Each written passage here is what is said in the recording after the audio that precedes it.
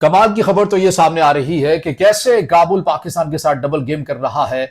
और इस बयानी को तेजी के साथ फैलाया जा रहा है कि अफगानिस्तान जो कुछ भी कर ले, लेकिन पाकिस्तान बार बार डूबोर का मुतालबा इसलिए अफगानिस्तान से कर रहा है क्योंकि पाकिस्तान अफगानिस्तान से, अफगानियों से शदीद नफरत करने लग गया है। पाकिस्तान ने इस पूरे प्लान को कैसे बेनकाब किया है, ये खबर कहां से निकली है, पूरा माजरा क्या है, आज के इस व्लॉग में आपके सामने रखेंगे। अस्सलाम वालेकुम। आज तारीख है 13 दिसंबर 2025 और मैं हूं रजा अब्बास। आपसे दरख्वास्त की वीडियो को लाइक और चैनल को सब्सक्राइब जरूर कीजिएगा। देखिए, तुर्कमानिस्तान में एक इजलास होता है जहां पर वज़ीर-ए-आज़म पाकिस्तान की तरफ से इंतहाई सख्त बयान या लहजा अपनाया जाता है अफगानिस्तान को लेकर।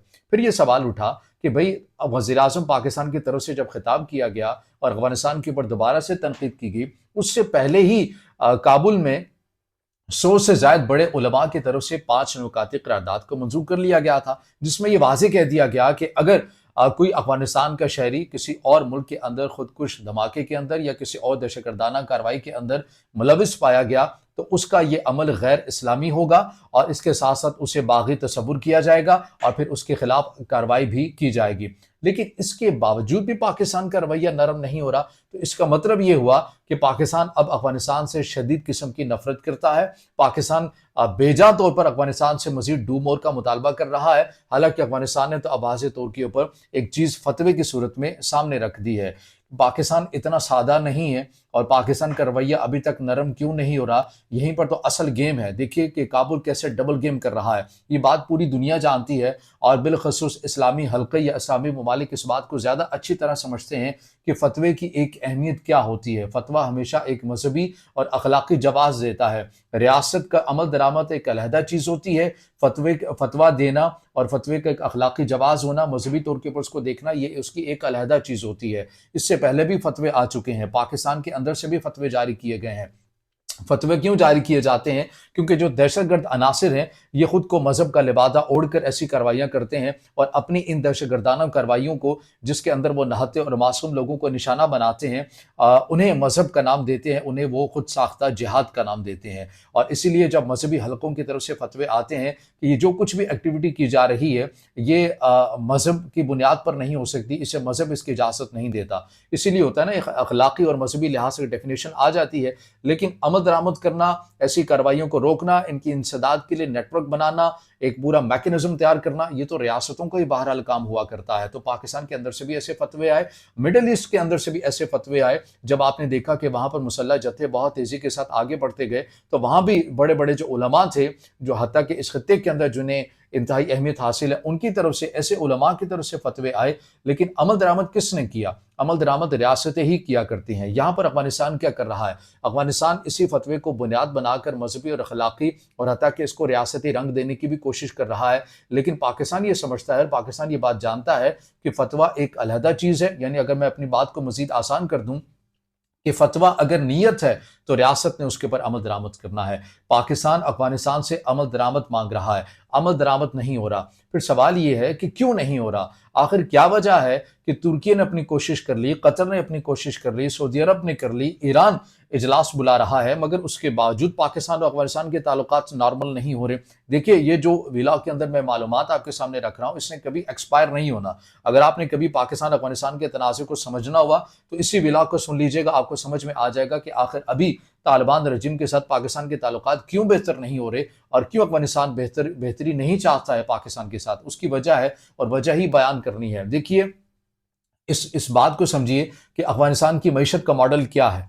दो ही चीजें हैं जो हमारे सामने हैं। एक ये बैरूनी इमदाद, गो कि अमेरिका के सदर डोनाल्ड ट्रंप आते हैं, उनकी तरफ से वहां से ऐलान कर दिया जाता है कि हम अपनी अपनी आवाम के पैसों के जो वसाइल हैं या उनके टैक्स का जो पैसा है वो हम अफगानिस्तान को नहीं देंगे। मगर उसके बावजूद भी अमेरिका की तरफ से एक बड़ी इमदाद जो है वो अफगानिस्तान को मिल रही है और दीगर कुछ मजीद NGOs हैं या ममालिक हैं जो इंसानी हमदर्दी बुनियाद पर अफगानिस्तान को इमदाद देते हैं। उसी से उनका किसी हद तक जो रियासती मामलात हैं उन्हें सपोर्ट मिलती है, सारे नहीं लेकिन किसी हद तक।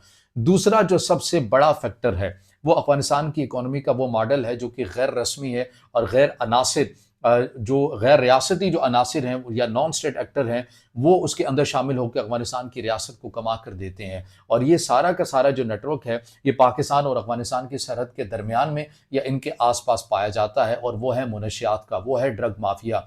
पाकिस्तान साइड में भी देखें तो यहाँ भी ऐसे कारोबार किए जाते हैं, लेकिन आलमी इदारों की तरफ से आप ये देखिए कि यूएनओडीसी की जो रिपोर्ट हमारे सामने आती है, अगर उसके जो शुमारियाँ मैं आपके सामने रखूं, उसमें वाज़ेह तौर के ऊपर कहा गया है कि कैसे पाकिस्तान जो है, अफगानिस्तान जो है, ये एक बड़ी मनशियात को सप्लाई करने वाला मुल्क है। यहाँ पर ज़्यादा पैदावार होती है और इसी चीज़ से तो वो अपनी एक मईशत है, एक जो मॉडल है, गैर रस्मी जो मॉडल है, उससे वो तक़वियत देते हैं और इससे वो कमाते भी हैं। और जब आपको ये भी याद रखना चाहिए कि ये जितनी भी जो एक्टिविटीज़ की जाती हैं सरहद के इस पार या सरहद के उस पार, इसके अंदर गैर रियासती जो अनासर, जो नॉन स्टेट जो एक्टर जो शामिल हैं, इसे मुकम्मल अफ़गानिस्तान साइड से हिमायत हासिल इसलिए होती है कि यहीं से तो मनशियात को बेचा जाता है, फिर यहाँ से इस जंग के लिए ईंधन खरीदा जाता है, यानी कि असलहा खरीदा जाता है और तमाम तर का जो हिस्सा है, चीज़ें हैं, इसके अंदर पूरी अफ़गानिस्तान की जो अपनी स्टेट है, वो इसके अंदर शामिल है। ये कोई हवा में बात नहीं की जा रही। आप वर्ल्ड बैंक की रिपोर्ट देख लीजिए, आप यूएनओडीसी की रिपोर्ट देख लीजिए,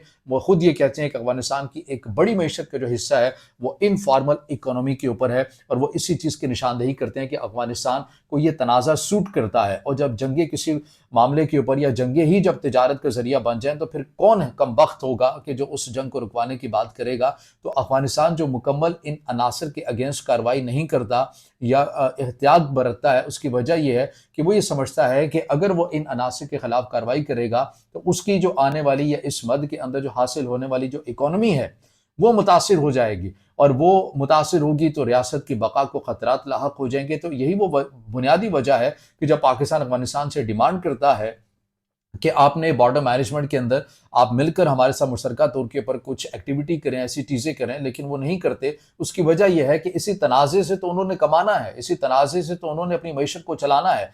वो क्यों कर चाहेंगे कि ये तनाज़ा हमेशा के लिए ख़त्म हो जाए। और पाकिस्तान अफगानिस्तान के तो तनाज़ात भी हैं, आपको पता है कि ड्यूरल लैंड वाला मामला है, फिर एक तवील बॉर्डर भी शेयर करते हैं जो कि मुश्किल बॉर्डर है, पहाड़ी इलाका है। इसमें अगर आप ये सवाल उठाएं कि अगर अफगानिस्तान नहीं कर रहा तो फिर पाकिस्तान को करना चाहिए। देखिए, पाकिस्तान जगह जगह के ऊपर अपने को सिक्योरिटी एहलकार या ये मैकेनिज्म पेट्रोलिंग का नहीं कर सकता, इतने वसाइल ही नहीं है, क्योंकि बहुत तवील बॉर्डर है और इंतहाई दुश्वार गुजार ये बॉर्डर है। और इसे मुकम्मल तौर के ऊपर सिक्योर उसी सूरत में किया जा सकता है कि अगर अफगानिस्तान अपनी जिम्मेदारियां पूरी करे और पाकिस्तान अपनी जिम्मेदारियां पूरी करे। अगर एक भी मुल्क इसके अंदर संजीदा नहीं है, जैसा कि अफगानिस्तान संजीदा नहीं है, तो फिर जितने भी फतवे आ जाएं उसके अंदर आप इन चीज़ों को नहीं रोक सकते हैं। तो फतवे लफ्ज़ों के पीछे खेलने का या इबाहम पैदा करने के लिए तो अच्छा तरीका है, लेकिन पाकिस्तान आपसे अमल दरामद मांग रहा है। और ये भी याद रखिएगा, ये नुकता हमेशा याद रखिएगा कि जहां पर असलहा हो, जहां पर महफूज पनागाहें हों और जहां पर जंगे तिजारत का जरिया बन जाए, वहां पर फतवे बेअसर रहते हैं।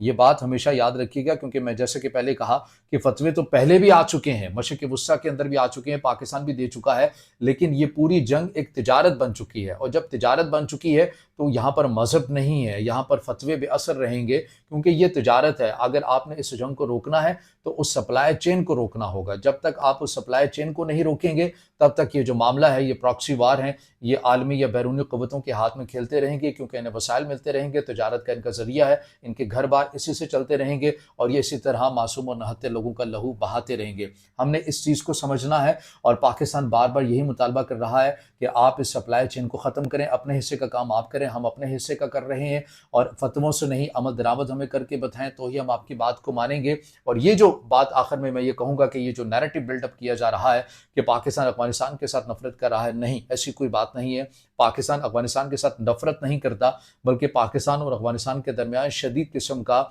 एतमाद का फ़ुक़दान है। और जिस दिन अफगानिस्तान तालिबान रजीम इस एतमाद के फ़ुक़दान को ख़त्म कर देंगे, अदम एतमाद को एतमाद की तरफ ले आएंगे, तो दोनों ममालिक के जो ताल्लुकात हैं वो बेहतर हो जाएंगे, तिजारत भी होगी, बॉर्डर भी खुल जाएंगे और जो अहम और बड़े जो तिजारती कॉरिडोर्स हैं, उनमें ये दोनों मुल्क बढ़ चढ़ कर हिस्सा भी ले सकेंगे और ये ख़ित्ता तेज़ी के साथ तरक्की भी कर सकता है। ये तमाम तर वो वजूहात हैं, चीज़ें हैं, फैक्ट्स हैं जो आपके सामने रखी हैं और मुख्तसर और दोबारा से समझाने की कोशिश की है कि क्यों आखिर पाकिस्तान इन फतवों को संजीदा नहीं ले रहा और क्यों उसके बावजूद भी पाकिस्तान का जो रवैया है वो सख्त है। तो उसके पीछे जो वजूहात हैं, मुहर्रिकात हैं, वो मैंने आपके सामने रखे हैं। अब इससे जुड़ा आपका कोई सवाल हो या राय हो तो ज़रूर कमेंट में ज़ाहिर ख्याल कीजिएगा, वीडियो को लाइक कीजिएगा, दोस्तों के साथ शेयर कीजिएगा और चैनल को ज़्यादा से ज़्यादा सब्सक्राइब कीजिए।